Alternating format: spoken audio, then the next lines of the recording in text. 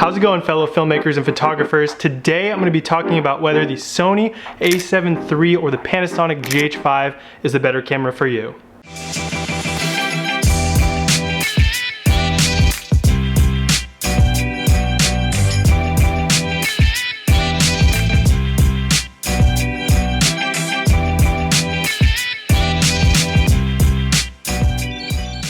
So a while back, I made a video comparing the A7 III and the GH5 in terms of their video capabilities.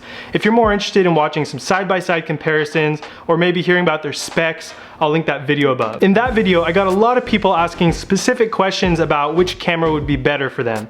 In this video, I want to talk more about who these cameras are for. Alright, so I'm going to start off by talking about the Sony A7 III. The A7 III without a doubt is better for someone who needs one camera that'll do photo and video. In fact, it's so much better than the GH5 for photos that I might pick one up in addition to the GH5 just to shoot photos on it. The full frame sensor has its advantages in terms of photos for multiple reasons. Number one is the photos just turn out so much less grainy than the GH5. I can't really even shoot photos in the dark with my GH5 unless I'm shooting at like f1.8, and even then the A7 III still will do better at around f4. So if low light is your number one deciding factor, I think that's pretty obvious by now. The GH5 doesn't have good low light, but just stop watching this video now and go buy an A7 III. I think the full frame sensor just has a better look for portraits and product photos. That full frame sensor just gives you this really nice bokeh that the micro four thirds sensor in the GH5 just doesn't have. I've been trying to make it work on the GH5 for at least a year now, but I'm at the point where I'm not satisfied with the photos and really thinking about picking up the A7 III in addition. And to state another somewhat obvious fact, yes, the autofocus is better on the A7 III compared to the GH5, but with the new 2.4 firmware update, tongue twister, with the new 2.4 firmware update on the GH5, there it is, the autofocus was significantly increased compared to before, but it's not as good as the Sony. The Sony might be better for someone who's shooting weddings because of that better autofocus and low light. A lot of the times, I mean, half the video is the reception, and with the GH5, it's just been too dark for me. And that autofocus, you can't miss the moment. You need to be able to just snap around, get that focus as fast as you can in terms of photo, and if you're using it for video. The autofocus has to be good if you're shooting wedding, so that's why I'd probably use the A7 III in that case. To wrap up the comparison in terms of the A7 III, I'd say the most obvious differentiator is that it just shoots way better photos. If you need one camera that does both, the A7 III is probably your better bet. This video is currently being shot on the GH5, so now that I've mentioned it, might as well start talking about the GH5.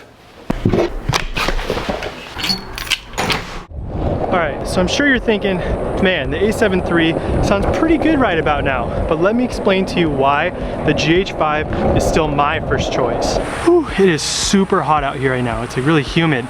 But anyways, if I had to pick the A7 III or the GH5 for me personally, I would choose the GH5. And that's because I think it's the best vlogging, run and gun, and documentary DSLR on the market right now. To quickly explain what I mean by run and gun filmmaking, I'm talking about like an event coverage where you're having to constantly change the settings really quick and swap lenses, and you don't have time to like set everything up perfectly, and you may not even have time to set up like a stabilizer or a tripod, and you have to do everything handheld. Those kind of situations is what I think the GH5 is amazing in.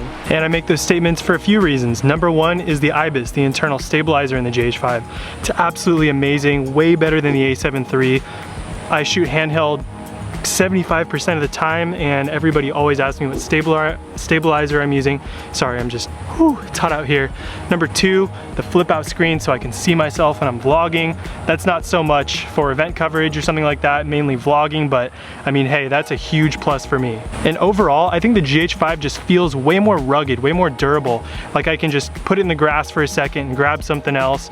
The A7 III, I feel like I'm gonna break it. I mean, it sounds bad to be abusing your gear like that, but I mean, when it comes down to it, these cameras are just tools. I think the GH5 just feels way more rugged. And this is pretty minimal, but I feel like it's something I haven't seen a lot of people talk about. I think the battery lasts way longer on the GH5. I know you can have like a ton of batteries or whatever, but I mean, if you're shooting an event or something and that one moment is happening, sometimes you can't turn your camera off and hit record, so having that battery that's gonna last longer is actually a plus for me, without of course having to build out this huge rig. The user interface on the GH5 is way better than the Sony. I can change settings so much faster in the GH5 than I can on the Sony, and again, when you're running and gunning, doing documentary work, doing events, I mean, as much time as I can possibly save not fiddling around with the settings and having to click other buttons and stuff to change my ISO, that's a huge negative for me, so the GH5 wins there. Just really quick, at this point in the video, if you're enjoying what you're seeing, smash that subscribe button. I see every single person who subscribes and follows along, not to mention, you're gonna be seeing the videos I post next, so if you're enjoying it, make sure to subscribe.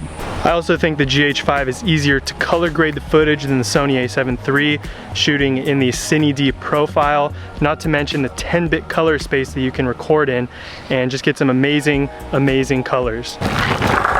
Alright, so who's the GH5 not for? I'd say someone who wants a really, really compact, small setup, because the A7 III is a bit smaller. You could probably fit more lenses, more, gear besides your camera in your bag. So the A7 III does have the upper hand in terms of size. As you can see here, the autofocus, I'm having issues with the autofocus. If autofocus is a huge priority, like you're a wedding photographer or filmmaker, or someone who just needs to have good autofocus, then the GH5, probably not for you. And then like I mentioned earlier, if you're gonna need a camera that does both photo and video just about equally well, then the GH5 might not be for you. The tiny crop sensor, the micro four thirds sensor, just doesn't have the same look in terms of photos. To wrap up my thoughts on what I think about the GH5, I think he's an absolute beast in terms of making videos and filmmaking in the right conditions. If it's too dark, not so great. But overall, really good image. I love all the features and the usability and how it feels. It's still my go-to video camera. Now, I'm gonna get out of here because there's a lot of homeless people that keep looking at me when I go by. So I'm gonna put the camera away and skate home as fast as I can. Wish me luck.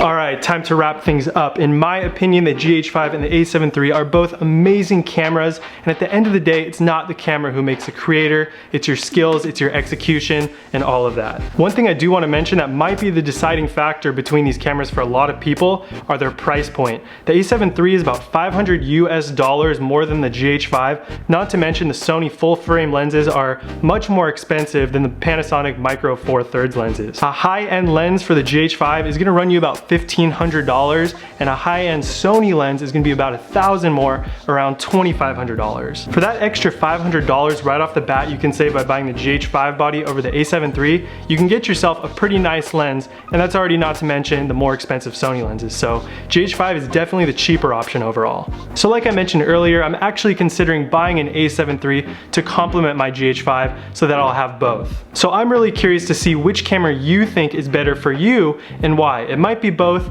like me, but make sure to leave those thoughts down in the comments. Also feel free to ask any questions, I'll answer all of them. Give this video a thumbs up if you liked it, subscribe if you want to see more, and I cannot wait to see you guys in the next one.